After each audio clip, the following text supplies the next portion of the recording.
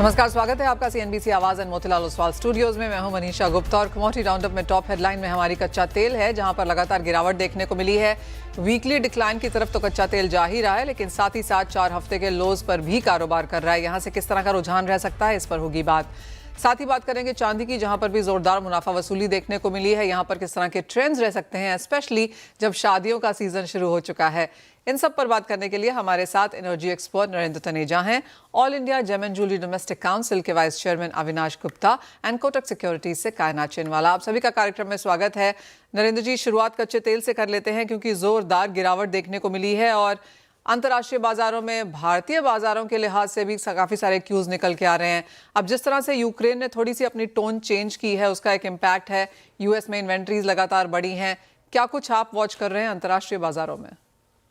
नहीं, यूएस की इन्वेंट्रीज की तो बात सही है और दूसरी तरफ चाइना से भी जो थोड़ा सिग्नल पॉजिटिव है, लेकिन सबसे बड़ी जो वजह इस समय यही है कि यूक्रेन ने थोड़ा सा उनका रवैया जो है उसमें थोड़ा लचीलापन आया है। पहले उनका रवैया ये था कि वो किसी भी तरह की पीस टॉक में शामिल नहीं होंगे जब तक उनकी कुछ शर्तें उनको नहीं माना जाता। और यूरोप के भी देश, खासतौर से फ्रांस, जर्मनी और इंग्लैंड, वो काफी हद तक जो है उसका साथ दे रहे थे यूक्रेन का। लेकिन अभी थोड़ी नरमी आई है और जैसे मैंने कहा कि जो डिमांड एंड सप्लाई के फंडामेंटल से देखते हैं तो तेल की कीमत आज की तारीख में $60 से ऊपर होनी नहीं चाहिए, बल्कि 58 और 60 के बीच में होनी चाहिए। डिमांड सप्लाई फंडामेंटल, बाकी तो सारा प्रीमियम है, जियोपॉलिटिकल प्रीमियम है, और उसमें सबसे बड़ा प्रीमियम हमेशा यूक्रेन रहा है। तो अभी इसलिए जो देख रहे हैं, जैसे जैसे लगने लगा बाजार को शायद कोई ब्रेक थ्रू हो जाए, तो वो प्रीमियम जो है धीरे धीरे हटना शुरू हो रहा है।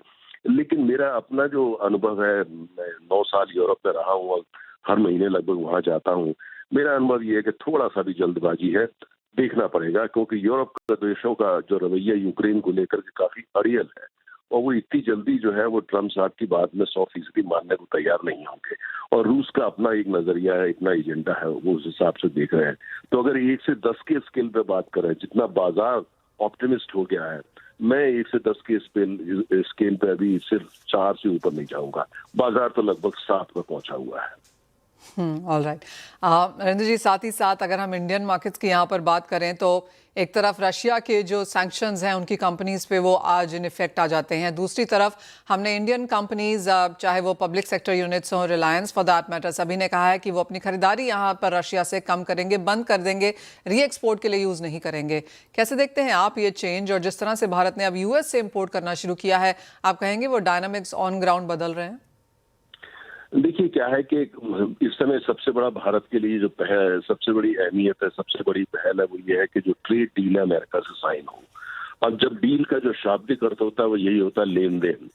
तो लेन देन उस समय चल रहा है। अमेरिका काफी चीजों में जोर डाल रहा है। अभी 3 दिन पहले हमने उनसे एलपीजी पे डील साइन करी, कच्चा तेल भी हम ज्यादा उनसे मंगा रहे हैं, वो एलएनजी भी और बेचना चाहते हैं, और भी बहुत सारी चीजें जिसमें कुछ एग्रीकल्चर वगैरह भी है, इस तरह की चीज के प्रोडक्ट शामिल हैं।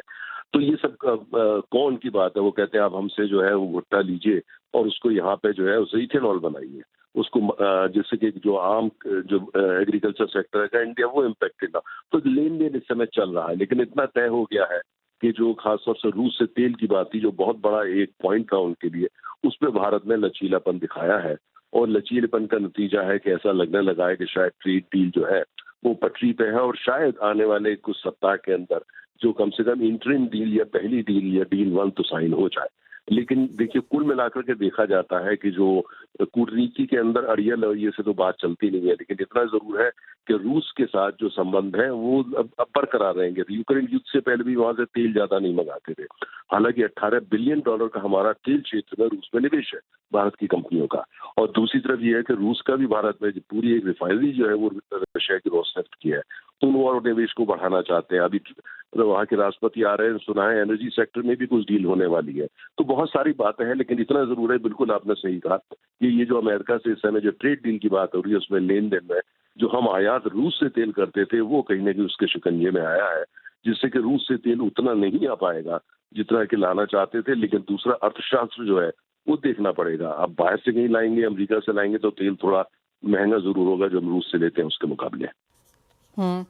नरेंद्र जी, आगे जाकर अब सिर्फ कच्चे तेल की बात नहीं है, एलएनजी भी यहाँ पर भारत इंपोर्ट करने वाला है यूएस से, और जिस तरह के नंबर्स की बात की जा रही है वो 10% तक दर्शाते हैं जो यूएस से आएगा। ओवरऑल जो लेटेस्ट डेटा मिनिस्ट्री से आया है उसमें यह भी मालूम पड़ता है कि जो रिलायंस है वो 80% से अब बढ़ती हुई नजर आई है। पीक ऑयल तो बहुत दूर की बात है, जिस तरह से इंडिया की रिलायंस इंपोर्ट्स पे बढ़ रही है, आपको क्या लगता है और 5 साल में किस तरह के नंबर्स होंगे ये? बहुत अच्छा आपने प्रश्न किया। देखिए, ग्रीन एनर्जी, रिन्यूएबल एनर्जी सब बहुत कुछ अच्छा है, लेकिन दुनिया की अर्थव्यवस्था का उठाकर देखते हैं, अभी भी जो 89% जो ऊर्जा आती है वो फॉसिल फ्यूल से आती है। मतलब तेल हो गया, गैस हो गया, कोयला होगा, इसी से आती है, और ये अभी इतनी जल्दी बदलने वाला है नहीं। और भारत तो उन देशों में और भी आगे, हमारी निर्भरता तो और भी ज्यादा है। अगर हमको 9%, 8% ग्रोथ करना है तो हमको और कच्चा तेल चाहिए होगा। इसलिए मुझे लगता है कि ये अभी जो रूस और अमेरिका डील सा मसला चल रहा है, एक तरफ की बात है, लेकिन जो तेल पे हमारी निर्भरता आने वाले दिनों के अंदर, आज लगभग 56 लाख बैरल प्रतिदिन हम तेल को जो है तेल खर्च करते हैं, और उसकी भारी मात्रा में लगभग 89% आयात करते हैं।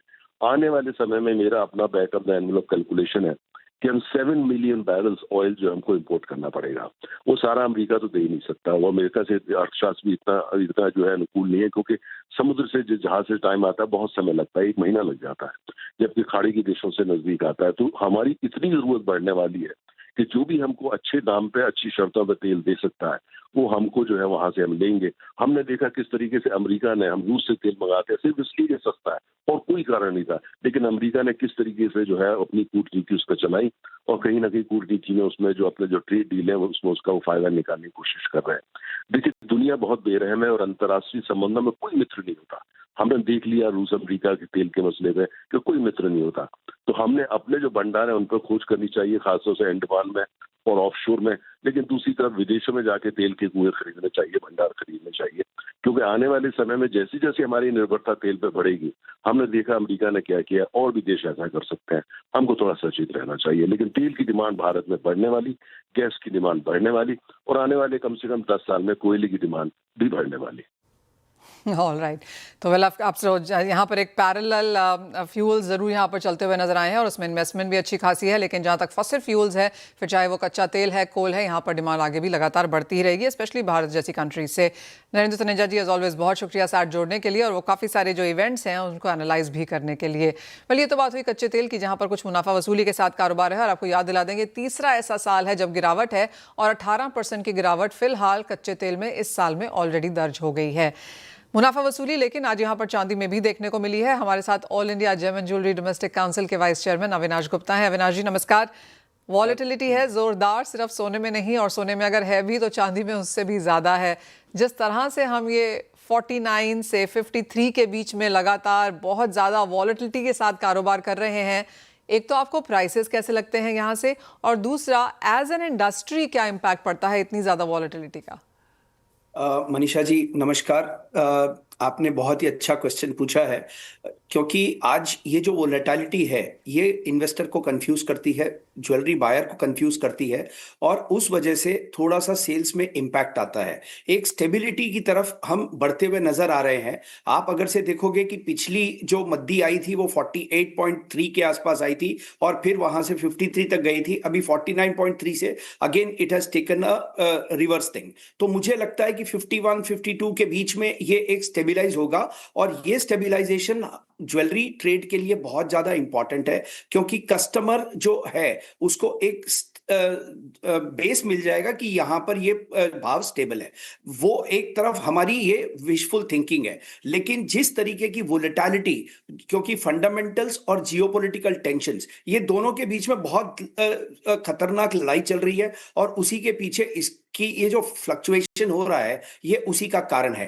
Fundamentals are not letting the price down, और जियोपॉलिटिकल जो टेंशंस है वो टेंशंस इसको नीचे की तरफ खींच रहे हैं। तो ये सारी चीजें चल रही है। मुझे लगता है कि बेस बन चुका है फिजिकल के अंदर 1.5 लाख रुपए का, इससे नीचे मुझे जाता हुआ नजर नहीं आता है अभी करंट सिनेरियो में। और ऊपर के अंदर आज की डेट में मेरे को लगता है कि 1,60,000 की रेंज है फिजिकल के अंदर, 1.5 लाख से 1,60,000 की रेंज है, जिसके अंदर की बहुत ही अच्छे से कंसोलिडेट होगा और यहां से आगे बढ़ेगा चांदी। और मुझे लगता है कि long term again my take is $65 by the end of December. Manisha ji. जी Avinash ji, as of now शादियों में हम देखते हैं गिफ्टिंग के तौर पर, इन एनी केस खरीदारी में यहाँ पर चांदी बनती हुई नजर आती है। अगर अक्टूबर के data is anything to go by, हमने चांदी पिछले साल के कंपैरिजन में जो अक्टूबर में नंबर्स थे वहां से तो बहुत ज्यादा चढ़ती हुई नजर आई है। क्या ये शादियों की तैयारी के मद्देनजर है, क्या ये इन्वेस्टमेंट के लिए है?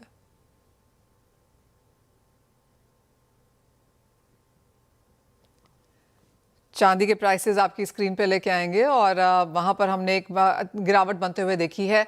अगर प्राइसेस की बात की जाए तो $54.5 इस साल का ऑल टाइम हाई है और उसके बाद हमने $50 से नीचे के लेवल्स यहां पर बनते हुए देखे हैं। हम अविनाश गुप्ता जी को वापस जोड़ने की कोशिश करते हैं, लेकिन हमारे साथ कोटक सिक्योरिटी से कायनात भी हैं। कायनात, आप कैसे देखती हैं चांदी को? जिस तरह की गिरावट है, क्या ये बाइंग अपॉर्चुनिटी है या फिर आपको लगता है कि एक लॉन्ग ट्रेंडिंग वीकनेस इसमें या करेक्शन के तौर पर यहाँ पर अभी प्राइसेस मूव कर सकते हैं? देखिए, सिल्वर के केस में डेफिनेटली अभी जैसे हमने देखा है कि जो रिसेंट जॉब्स डेटा भी आया है उसके कारण भी काफी कंफ्यूजन बढ़ गया है मार्केट में। एंड क्योंकि ऑलरेडी रेट कट के बेट्स जो है वो 40% के नीचे आ गए थे। कल भी हमने देखा उसमें कोई खास चेंज नहीं आया है, तो मार्केट का रुझान अभी यही है, ज्यादा इंडिकेशन यही लग रहा है कि शायद फेड रेट कट ना करे दिसंबर मीटिंग में। सो आई गेस उसकी वजह से थोड़ा सा प्रेशर देखने को हमें मिल सकता है सिल्वर के प्राइसेस में। हालांकि जो ओवरऑल जियोपॉलिटिकल टेंशन है और मार्केट में जो रिस्क ऑफ है उसके कारण थोड़ा एक सपोर्ट आता हुआ नजर आ रहा है। सो एक सिल्वर के केस में स्पेसिफिकली अगर मैं गोल्ड सिल्वर में अगर कंपेयर करूं, क्योंकि जो यूएस मार्केट का जो टेक सेल ऑफ है, एआई रिलेटेड बबल कंसर्न्स जो बने हुए हैं, अगर उसके कारण कोई एक बहुत नेगेटिव मार्केट में अगर ये रिस्क ऑफ सेंटिमेंट वर्सन होता है, तो सिल्वर गोल्ड हमें सारे कमोडिटीज में इनफैक्ट वीकनेस देखने को मिल सकता है if it versions. But gold में रिकवरी हमें बहुत जल्दी आने को देखने को मिल सकती है, बट सिल्वर के केस में वो थोड़ा सा वीकनेस दिख सकता है। बट एट करंट लेवल्स अभी क्योंकि जो ओवरऑल जो कंसर्न्स बने हुए हैं, जियो पॉलिटिक्स है, ओवरऑल रिस्क ऑफ जो है, एंड जो सिल्वर के सपोर्टिव फंडामेंटल्स हैं, उनके कारण मैं यही कहूंगी कि 1,50,000 के नीचे आप स्टॉप लगा के चल सकते हैं। 1,54 to 1,56 के टारगेट के साथ। ओनली इन केस अगर ये जो ओवरऑल जो टेक और जो यूएस मार्केट रिलेटेड सिचुएशन है वो वर्सन होता है, then we might see weakness in silver prices. Other than that अभी फिलहाल तो सिल्वर में एक क्योंकि ऑलरेडी सपोर्ट के पास है, हमें एक थोड़ा सा पॉजिटिव ट्रेंड ही देखने को मिलेगा। यानी कि खरीदारी चांदी में यहाँ पर फिर से लौट सकती है। लेकिन अविनाश गुप्ता जी भी हमारे साथ हैं। अविनाश जी, मैं आपसे ये जानना चाह रही थी, जो इतनी चांदी इंपोर्ट हुई है अक्टूबर के महीने में, क्या वो इन्वेस्टमेंट के लिए है या फिर वो शादियों की डिमांड में जाएगी? दोनों ही चीज है मनीषा जी।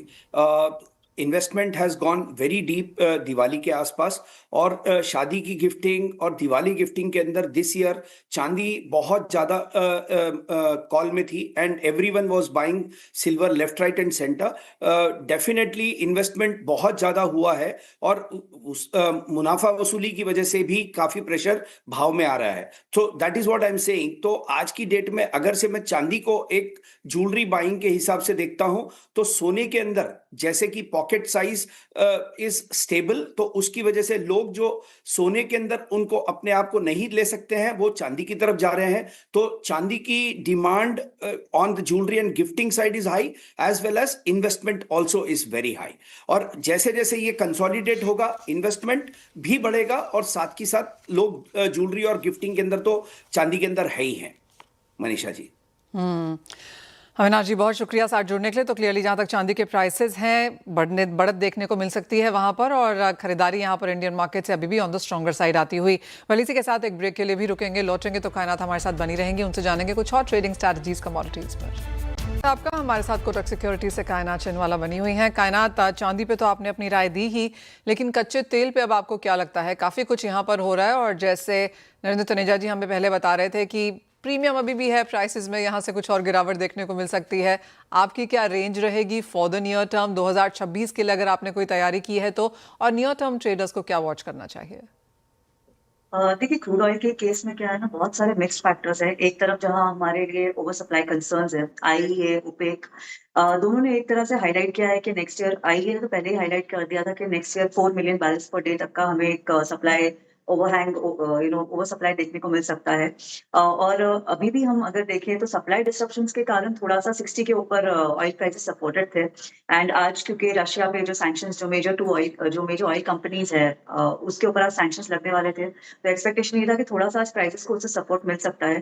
पर क्योंकि रशिया यूक्रेन पीस डील की जो तैयारी चल रही है, जिसमें थोड़ा सा प्रोग्रेस देखने को मिला है, यूक्रेन प्रेसिडेंट ने भी अग्री किया है कि he will sit for a peace deal. तो उसके कारण प्राइसेस पे आज प्रेशर देखने को मिल रहा है। सो फिलहाल तो क्रूड के केस में थोड़ा सा एक रेंज बाउंड मूवमेंट ही लग रहा है 5100 से लेके 5300 के बीच में। एंड सिर्फ एक चीज यहाँ पे बहुत ध्यान देने वाली होगी कि अगर कोई अचानक से जियोपॉलिटिकल डिस्ट्रप्शन होता है then we might see an uptick in prices. Other than that कोई खास एक अपसाइड के लिए कोई रीजन नहीं है। सिर्फ एक जो US military action on Venezuela क्योंकि एक्सपेक्टेड है, अटैक अगर होता है देन डेफिनेटली प्राइसेस को एक सपोर्ट मिलेगा। बट ओवरऑल मैक्रो इकोनॉमिक्स भी अगर मैं देखूं जिस तरह से रिस्क ऑफ ओवरऑल मार्केट्स में है, यूएस इकोनॉमी से मिक्स डेटा है एंड जो खुद क्रूड के जो ओवर सप्लाई कंसर्न्स है, इसके कारण थोड़ा सा क्रूड प्राइसेस थोड़ा सा प्रेशर में ही रहेंगे in the new term. Copper and zinc को आपकी स्क्रीन पे लेके आना चाहेंगे क्योंकि कायनात ज्यादातर बैंक्स एंड ब्रोकरेज अंतर्राष्ट्रीय बाजार से मानते हैं कि कॉपर और जिंक में खरीदारी आगे जाकर 2026 में देखने को मिल सकती है। लेकिन कॉपर में हमने देखा है कि जितनी बार भी 1000 और 1005 के आसपास जाता है, कुछ मुनाफा वसूली फिर से लौटती है। जी, कॉपर आई थिंक सारे मेटल्स के केस में जिस तरह से जो उनके सप्लाई डिस्ट्रप्शन जो है उसने काफी सपोर्ट किया है। कॉपर के केस में हमने रिसेंटली देखा था ग्रासबर्ग माइन में जो डिस्ट्रप्शन आया था उसके कारण एक अच्छी अपसाइड देखने को मिली थी। उसके बाद अभी का जो डाउनटिक है it's all because of overall global risk of. लेकिन यस डेफिनेटली कॉपर के जो डिमांड साइड पे भी अगर हम देखें तो काफी ब्राइट है situation because AI, renewable energy, ये सारे इसमें जो कॉपर के एप्लीकेशंस है because copper is most copper बहुत ज्यादा वायरिंग में यूज होता है एंड एआई टेक्नोलॉजी जो है वहां पे वायरिंग की बहुत ज्यादा जरूरत होती है। उसके कारण कॉपर की डिमांड आउटलुक बहुत पॉजिटिव है। सप्लाई साइड पे अगर हम देखें तो कॉपर की mine from discovery to actual production उसमें काफी टाइम लगता है, 7 से 10 साल का समय लगता है और नई माइंस एक्सप्लोर ज्यादा हुई नहीं है, तो उसके कारण सप्लाई के साइड पे काफी एक प्रेशर है। सो इनकेस अगर मैक्रो इकोनॉमिक आउटलुक अच्छा रहता है देन डेफिनेटली कॉपर के लिए नेक्स्ट ईयर काफी अच्छा रहेगा एंड वो हमें एक अपटिक काफी एक अच्छा अपटिक देखने को मिल सकता है इन कॉपर प्राइसेस। अगर मैं अभी की बात करूं फिलहाल ओवरऑल जो फेड का डिसीजन है और जो यूएस की मिक्स्ड सिचुएशन है उसके कारण थोड़ा सा प्राइसेस एक रेंज में आ गए। So probably from 980 to 1020 would be the range जो एक नियर टर्म में 1 to 2 वीक्स में वो कॉपर फॉलो कर सकता है। कमिंग टू जिंक, जिंक के केस में क्या हुआ है रिसेंटली अभी जो हम काफी टाइम से देख रहे थे कि जो इन्वेंट्रीज कंटिन्यूसली ड्रॉ डाउन हो रहे थे वो इस वीक एक काफी एक अच्छा इन्वेंट्री में एक एडिशन देखने को मिला है जिसके कारण हमने जो स्प्रेड्स थे जिंक एलएमई टू 3 मंथ के कैश टू 3 मंथ के जो स्प्रेड्स थे वो भी ईज हुए फ्रॉम हायर लेवल्स। सो उसके कारण जिंक में भी थोड़ा सा ईजिंग हमें देखने को मिला है। जिंक के केस में अगर हम देखें तो जिंक में भी 295 to 320 would be the range which zinc will follow in the near term probably 2 to 3 weeks के समय में। But yes, for the long term, definitely zinc also looks very positive because zinc के case में भी supply side disruptions काफी ज्यादा है, application काफी अच्छे हैं and given that China का outlook भी next year के लिए because they are planning a lot of things on the infrastructure side और stimulus side, तो उसका भी support हमें zinc के केस में देखने को मिल सकता है। So yes, for next year it is positive, but near term में थोड़ा सा metals में एक range bound movement देखने को मिल सकता है।